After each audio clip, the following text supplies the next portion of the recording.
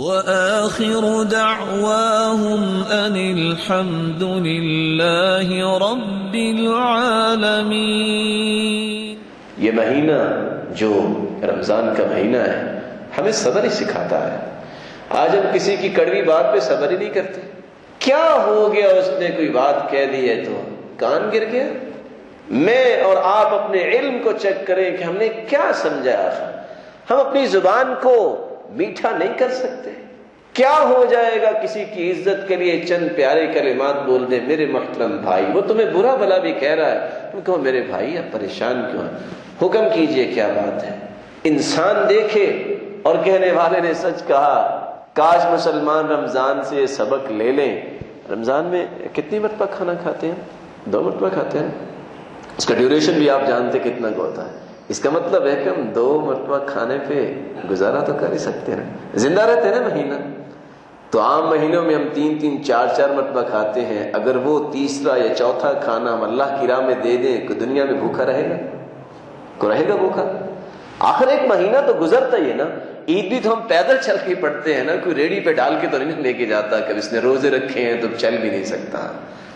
صبر اور حلم اور بردباری، یہ رسول اللہ صلی اللہ علیہ وسلم نے ثابت قدمی کی نشانیاں جو بیان کی ہیں۔ اور سچ کہا تھا معاویہ نے، 20 سالہ حکومت تو کر گئے لیکن 19ویں سال کہتے ہیں حلم اور بردباری آتی ہی اس وقت ہے جب انسان کو معاشرے کے تھپیڑے پڑتے ہیں، ایسے نہیں۔ انسان کہے نا کہ پڑھ کے انسان حلم و بردباری سیکھ لے، نہیں، یہ مانگنے سے آتی، اختیار کرنے سے آتی۔ انما الحلم بالتحلم۔ کتنا بھی خوبصورت پتھر ہو، آپ اس کو شیشے کی الماری میں اس کو رکھ سکتے ہیں، سجا سکتے ہیں؟ نہیں رکھ سکتے جب تک اس کو گرینڈر سے گول نہیں کریں گے اور اس کو باقاعدہ پالش نہیں کیا جائے گا، پھر جہاں بھی رکھیں گے وہ خوبصورت ہی لگے گا۔ انسان جب ذاتی طور پہ اپنی اصلاح اس انداز سے کرتا ہے کہ میرا مقابلہ ہی جنت کا، میرا کسی سے مقابلہ نہیں، میں نے جنت لینی ہے اور بس، اور جنت بھی جنت الفردوس میں جانا ہے، کیونکہ میری قیمت اللہ تعالیٰ نے جنت لگائی ہے، میں اس سے کم پہ راضی نہیں ہونا چاہتا۔ تو پھر انسان جہاں بھی بیٹھا ہے، جہاں بھی کھڑا ہے، جہاں بھی جا رہا ہے، وہ خوبصورت ہی لگتا ہے، وہ خوبصورت ہی لگتا ہے۔ اللہ رب العزت ایسی صلاحیتیں ہمیں نصیب فرما دے۔ وَلَا حَكِيمَ إِلَّا ذُو تَجْرُبَةٍ۔ معاویہ کہا کرتے تھے حکمت و دانائی اس زبان پہ جاری ہوتی ہے جو زندگی کے حقیقی تجربے کر لے۔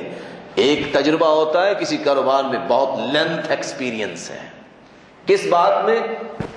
کوئی میٹنگ کر کے دیکھے 1 منٹ میں فارغ کر دیتا ہے، یہ تجربہ دنیاوی ہے۔ حقیقی تجربہ کیا ہے؟ کوئی مانے یا نہ مانے، نہ جانے کتنے سانس باقی ہیں، کتنے سانس باقی ہیں، ان کو قیمتی بنا لیں۔ اور میں ایک دن اتفاق سے وہ گنتی ہے نا، ہم کہتے ہیں جی اتنے کھرب ہو، تو اس کے بعد کیا 10 کھرب ہو تو کیا بنتا ہے جی؟ کسی کے پتہ ہے کسی بھائی کو؟ گنتی آپ نے ماشاءاللہ لکھی پڑھی ہوگی، 10 کھرب ہو تو ایک نیلم بنتا ہے، 10 نیلم ہو تو ایک پدم بنتا ہے، 10 پدم ہو تو ایک سنک بنتا ہے۔ آگے گنتی والے بھی چپ ہو گئے۔ میں سوچ رہا تھا کہ ایک سانس ویسے تو انلیمیٹڈ ہے، آخرت انلیمیٹڈ ہے، اس کی لیمیٹیشنز قرآن و حدیث نے بیان ہی نہیں کی۔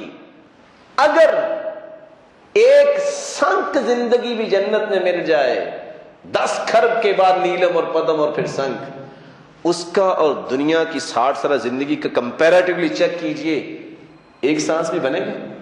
ایک سانس بھی بنے گا؟ ایک سانس اللہ کی یاد میں انسان گزار لے، اللہ رب العزت کی خوشنودی میں سانس لے لے، تو نہ جانے کتنے سنگ اس کو جنت ملے گی۔ یہ بیچارہ کیوں اپنے آپ کو دھوکے میں رکھے ہوئے ہے؟ یہ زندگی کے گنے ہوئے سانس ہیں، ان کو اللہ رب العزت کی رضا میں گزار لے۔ اللہ رب العزت ہمیں توفیق عطا فرمائے۔